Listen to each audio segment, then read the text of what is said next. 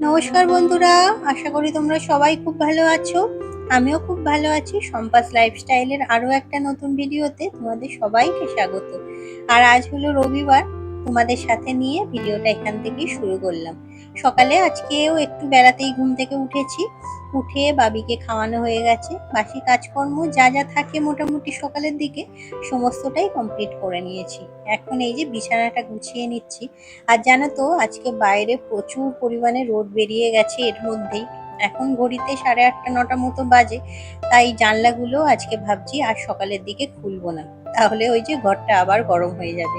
সন্ধ্যের পরে জানলাটা একটু খুলে দিলে বেশ ঠান্ডা হাওয়া দিচ্ছে এখন বিকেলের দিকে, ঘরটা তখন বেশ ঠান্ডা থাকে। তবে সকালে ঘুম থেকে উঠে অন্যান্য কাজের সঙ্গে রান্নারও একটু কাজ কমপ্লিট করে নিয়েছি।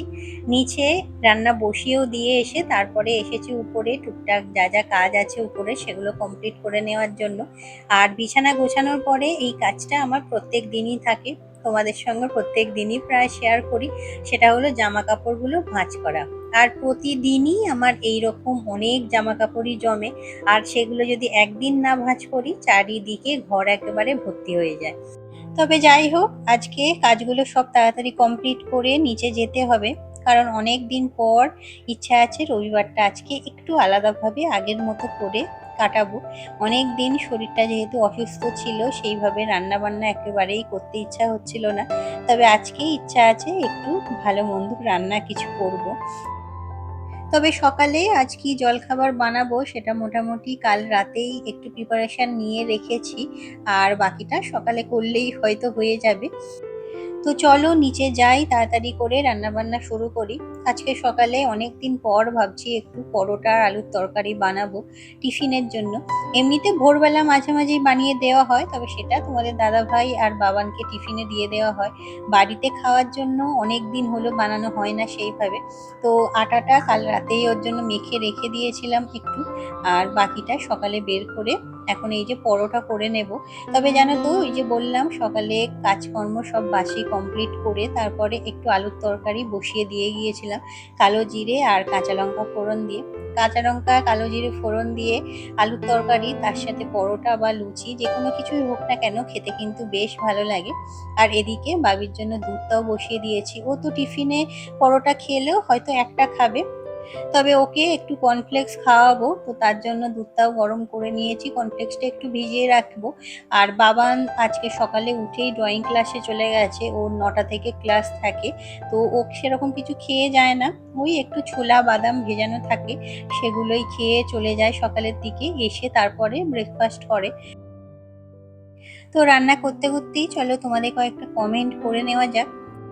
শ্রাবণী ঘোষাল এই আইডি থেকে দিদিভাই তুমি কমেন্ট করেছিলে, একদম ঠিক বলেছেন, এইদিকে মাঝে মাঝে বৃষ্টি হচ্ছে তবে গরম কমছে না।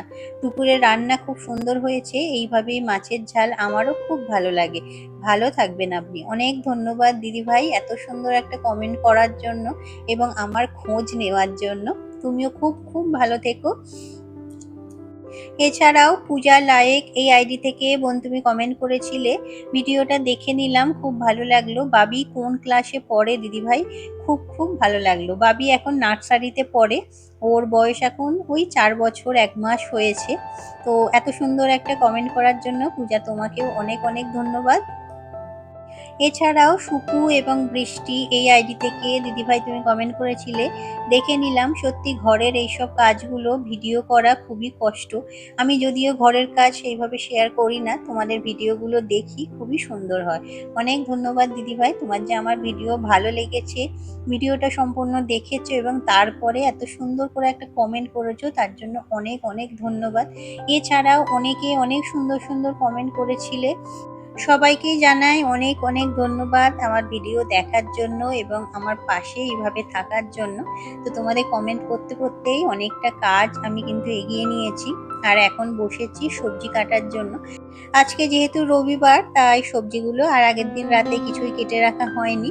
আজকে ওই বাবা সকালবেলা মাটন এনেছে, তো একটু মাটনের ঝোল বানাবো। করলা আলু কাটছি, একটু ভাজা করব। আর ওখানে না কিছুটা তিল ভিজিয়ে রেখে দিয়েছি, তো সেই তিলটা ভাবছি আজকে একটু তিলের ভর্তা করব।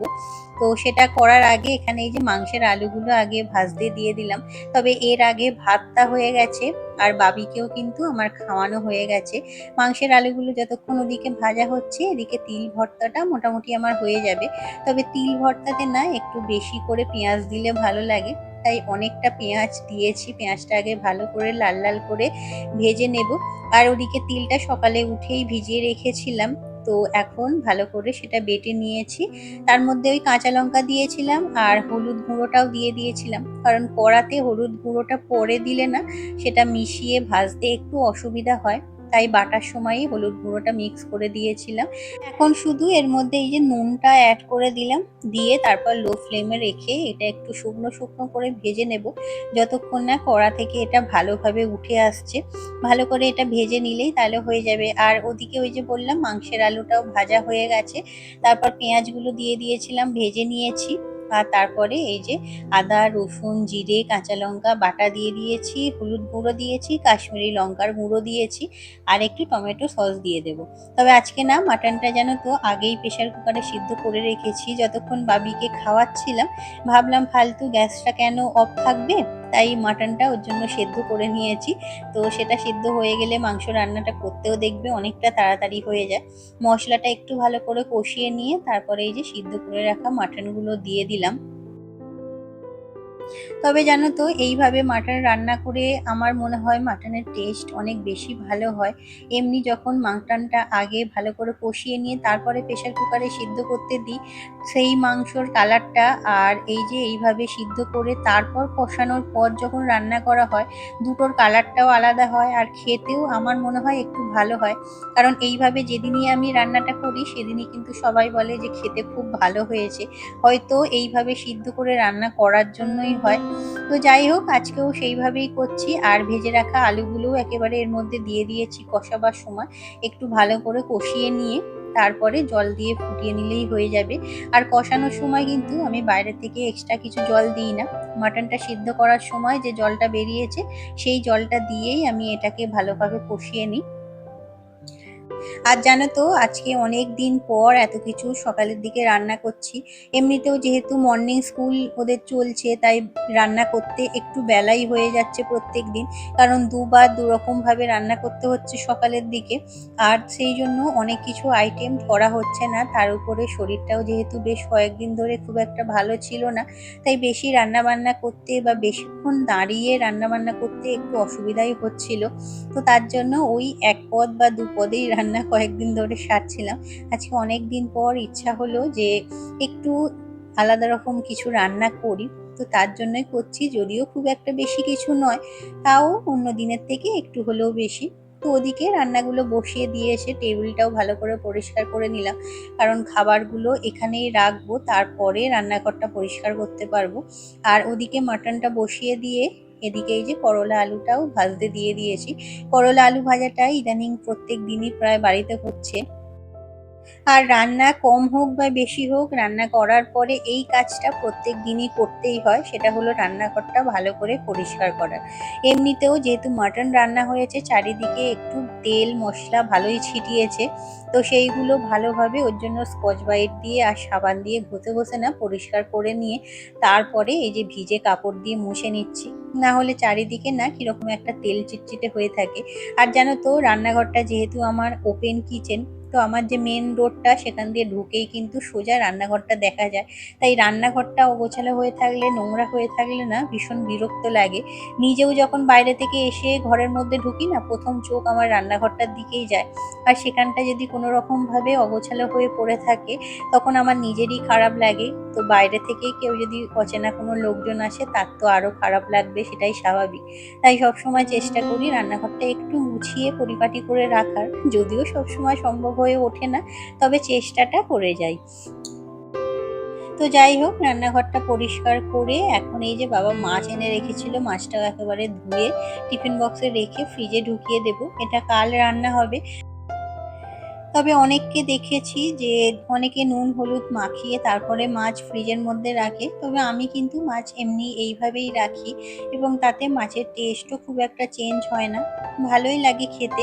তবে জানি না নুন হলুদ মাখিয়ে রাখলে কি হবে, কারণ আমি কোনোদিন এখনো পর্যন্ত রাখিনি, এইভাবেই এমনিই রাখা থাকে এবং পরের দিন যখন রান্না করি কোনো রকম অসুবিধাও কিছু হয় না। তো যাই হোক, আজকে মাছটা না বেশ টাটকা ছিল। এই রবিবার দিন জানো তো মাছ আনলে মাছ বেশ ভালো পাওয়া যায়, জানি না কেন বাজারে একটু ভালো সবজি ভালো টাটকা মাছ রবিবার দিনটাই আসে, যেহেতু রবিবার দিনটা বেশিরভাগ মানুষজনই সারা সপ্তাহে বাজারটা করে রাখে। আর সপ্তাহের অন্যান্য দিন যখন বাবা সবজি নিয়ে আসে বা মাছ নিয়ে আসে তখন দেখি মাছটা অতটা ভালো হয় না। আমার মনে হয় বাজারে যারা সবজি বা মাছ আনে বা তোলে দোকানে, তারা হয়তো ওই সপ্তাহে একদিনই তোলে জানো তো, তাই সেটা যত সপ্তাহের শেষের দিক হতে থাকে জিনিসটা ততই খারাপ হয়ে যেতে থাকে। তাই মাছটা বাবা যখন রবিবার আনে দেখি মাছটা বেশ ভালোই হয়। আগে তোমাদের দাদাভাই যখন বাজার করতো, রবিবার করে বাজার করতো, সবজিগুলো দেখতাম একেবারে টাটকা সবজি নিয়ে আসতো। তো যাই হোক, মাছটা ধুয়ে এই যে শিংটাও একেবারে ভালো করে পরিষ্কার করে নিলাম। আর এর সাথে আজকে ভিডিওটাও শেষ করলাম, আশা করছি তোমাদের ভালো লেগেছে। ভালো লাগলে একটা লাইক করে চ্যানেলটা সাবস্ক্রাইব করে রেখো। টাটা।